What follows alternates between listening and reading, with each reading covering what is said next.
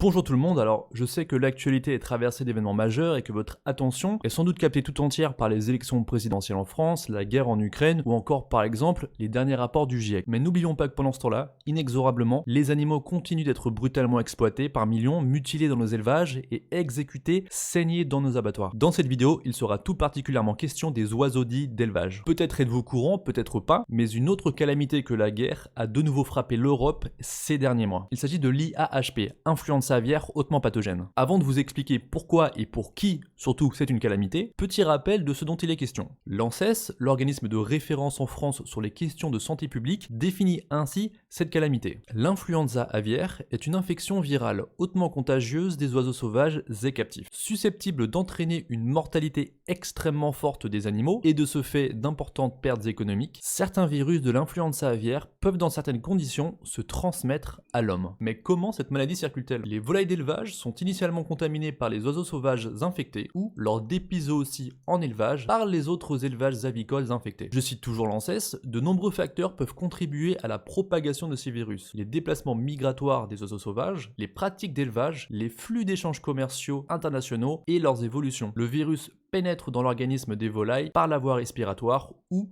par la voie digestive. À ne pas confondre donc avec la grippe aviaire qui, elle, désigne la maladie touchant l'être humain. On y reviendra. Non seulement ce virus est partout sur le continent aujourd'hui, mais il sévit comme jamais il n'a sévi auparavant. D'après l'EFSA, l'autorité européenne de sécurité sanitaire, entre le 9 décembre 2021 et le 15 mars 2022, 2653 détections du virus dans 33 États du continent européen. Le ministère de l'Agriculture français indique quant à lui qu'à ce jour, 34 pays sont aujourd'hui touchés par l'épizootie sur l'ensemble du continent européen. Il s'agit du plus sévère épisode de grippe aviaire qu'ait connu le pays, et pas seulement le nôtre. Le constat est le même au Royaume-Uni par exemple, où le site officiel du gouvernement l'a affirmé explicitement. Le Royaume-Uni fait face à la plus importante épidémie d'influenza aviaire qu'il ait connue, avec plus de 100 cas confirmés au sein du pays depuis début novembre. Mais revenons-en à la France. Comme précisé dans le rapport du mois d'avril de la plateforme d'épidémiosurveillance en santé animale, l'ESA, il s'agit principalement d'élevage de palmipèdes, gras ou maigres, mais une grande diversité de types de production sont touchés. Canard mulard, canard pékin, canard de Barbarie, dinde, caille, faisan, poulet de chair ou encore poule pondeuse. Des élevages de reproducteurs sont également touchés. Mais quelles sont les conséquences de cette épidémie? Quel effet a cette influenza sur les animaux? Tout d'abord, parlons des symptômes. Comme vous le savez peut-être, les conditions d'élevage sont déjà extrêmement difficiles, terribles même pour la majorité des oiseaux d'élevage en France, et voilà que vient s'y ajouter troubles nerveux, paralysie, convulsions, perte d'équilibre, troubles respiratoires, troubles digestifs, œdème de la tête. Et maintenant, évoquons les conséquences catastrophiques de cette épidémie. Premièrement, un confinement de masse des animaux. En effet, la France est passée en niveau de risque élevé le 5 novembre dernier sur décision du ministre de l'Agriculture, Julien Denormandie. Alors même que la claustration de tous les élevages professionnels avait été décidée aux Pays-Bas, à la suite de la détection d'un foyer dans un élevage de poules pondeuses, la France s'est décidée à appliquer des règles semblables. Depuis le 5 novembre, la mise à l'abri des volailles des élevages commerciaux et la claustration ou mise sous filet des basses-cours est ainsi devenue obligatoire. Que les choses soient claires, quasiment plus aucun oiseau en France n'a actuellement accès à l'extérieur. Ils sont tous prisonniers de leur bâtiment d'élevage. Autrement dit, depuis cette date, les élevages plein air en France n'existent plus. Mais pourtant c'est toujours écrit sur ma belle boîte magnifiquement marketée avec des visuels bucoliques n'ayant rien à voir avec la réalité, que les œufs ou la viande proviennent d'élevages plein air ou d'élevages avec un label incluant le plein air. Quelle est donc cette sorcellerie? Eh bien figure-toi que le 25 novembre, le gouvernement français a fait passer toute une longue liste de dérogations afin de permettre aux élevages de conserver leurs labels et leurs étiquetages, en suspendant certaines des dispositions concernant les conditions de vie des animaux. Tout ceci est bien entendu consultable sur le site de Légifrance, lien dans la description. Alors étant moi-même abolitionniste et donc opposé à tout type d'élevage et tout type d'exploitation animale, ainsi qu'à leur exécution systématique, je n'insinue bien évidemment pas que tous ces types d'élevage sont souhaitables ou défendables. Il va de soi qu'ils sont indéfendables car ils exploitent tous et envoient tous à la mort des animaux, et je ne souhaite qu'une chose à propos d'eux, qu'ils disparaissent pour de bon. Il s'agit simplement de souligner pour celles et ceux qui m'écoutent ici et qui consomment des produits estampillés de ces labels, que très justement, ces lieux, et les élevages biologiques, plein air, les labels rouges, demeurent dangereux pour leurs captifs, même lorsqu'ils leur accordent des conditions de vie décentes. Non pas seulement parce que les éleveurs envoient toutes et tous leurs animaux se faire électrocuter ou gazer puis trancher la gorge à un âge très jeune, quel que soit le label ou l'appellation encore une fois, mais aussi parce que des épidémies comme celle-ci sont devenues récurrentes, représentent à chaque fois un cauchemar pour ces oiseaux et ne font pas de distinction entre l'élevage intensif ou extensif et de fait transformant par ailleurs l'élevage extensif en intensif. Et la deuxième conséquence importante de ces épidémies, l'extermination en masse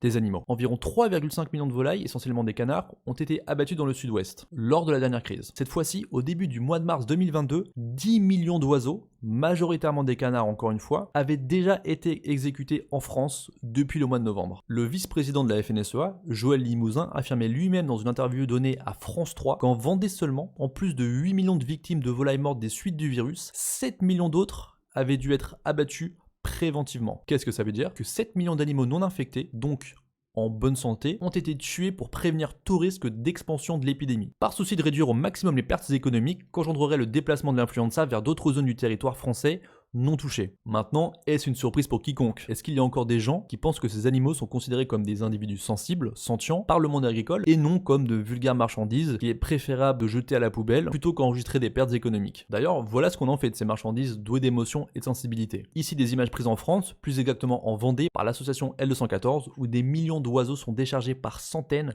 voire milliers, dans des bennes à ordures géantes.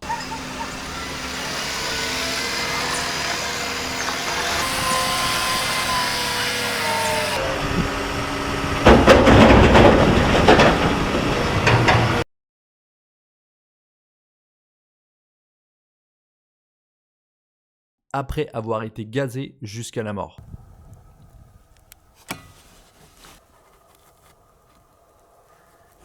Car oui, au cas où vous l'ignoriez, les nazis ne sont pas les seuls à avoir utilisé la méthode du gazage pour exécuter des êtres vivants et sentients par milliers voire millions. En France, tout comme d'autres pays européens, c'est une technique très utilisée, notamment pour les cochons qui sont effectivement gazés par millions chaque année. Évidemment, dans d'autres pays européens touchés par la grippe aviaire également, les images sont à peu près les mêmes. Ici par exemple en Italie.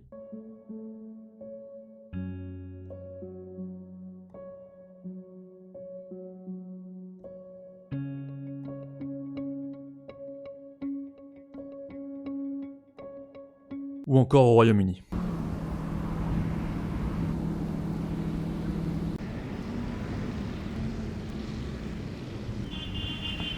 Maintenant que les choses soient claires, épidémie aviaire ou non, de toute manière, tous ces oiseaux auraient été brutalement exécutés. Ce virus n'a fait qu'avancer la date de leur mise à mort. Car après tout, et ce chiffre est un chiffre officiel de l'Institut Agreste, dont vous trouverez la source également en description, environ 67 millions d'oiseaux, poules, canards, pintades, dindes ou encore poulets, sont abattus chaque mois dans les abattoirs français depuis le début de cette année 2022. 67 millions de gorges tranchées. Est-ce que vous donnez votre argent à des industries qui tranchent des gorges à la chaîne par million? Personnellement, trancher des gorges d'animaux par milliers, millions ou milliards, c'est pas vraiment raccord avec mes convictions. Perso, Finalement, 67 millions, c'est aussi quelque part l'équivalent de la population française que l'on exécute tous les 30 jours. Zoocide, holocauste animal, tuerie de masque, gigantesque massacre, appelez ça comme vous voulez, mais surtout, posez-vous la question. Avoir un morceau de poulet ou de canard dans votre assiette ou votre sandwich, vaut-il réellement toutes ces souffrances? Justifie-t-il toute cette tuerie, ces atrocités? Si vous répondez oui, vous êtes tout simplement pour la cruauté envers les animaux. Si vous répondez non, je vous offre tout de suite la solution. Devenez vegan. Dernière chose, comme l'indique l'ANSES, l'influenza peut se transmettre à d'autres espèces animales, dont l'espèce humaine. Je cite, certaines souches du virus peuvent également infecter certains mammifères, tels que le porc, les félidés, le furet, et dans certaines conditions, se transmettre à l'homme. Ainsi, l'influenza aviaire est une maladie à potentiel zoonotique. On remarquera d'ailleurs ici cette petite note très positive et encourageante dans cet encadré. Le saviez-vous? Les virus influenza A possèdent une grande plasticité, ce qui veut dire qu'ils évoluent en permanence, en échangeant leurs gènes ou en acquérant des mutations. Autant d'événements susceptibles de permettre à ces virus d'infecter de nouvelles espèces, de contourner les défenses immunitaires de l'hôte, animal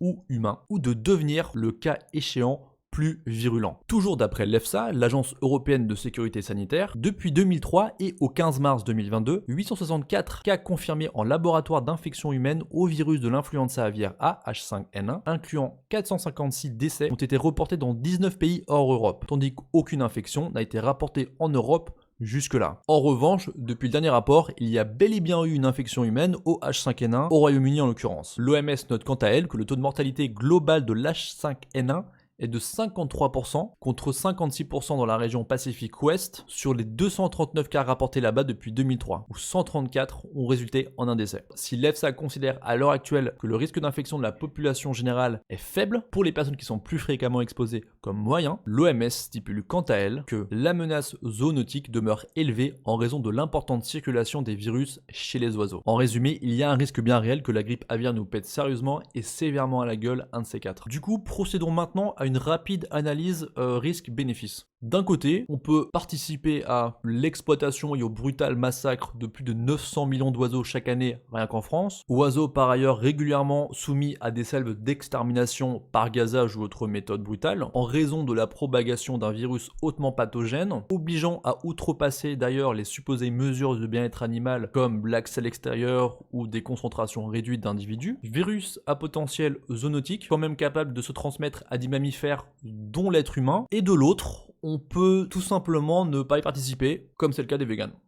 Quel choix difficile. Encourager un holocauste d'animaux avec un potentiel de crise pandémique ou manger vegan. Elle est pas facile celle-là. Je vous laisse y réfléchir.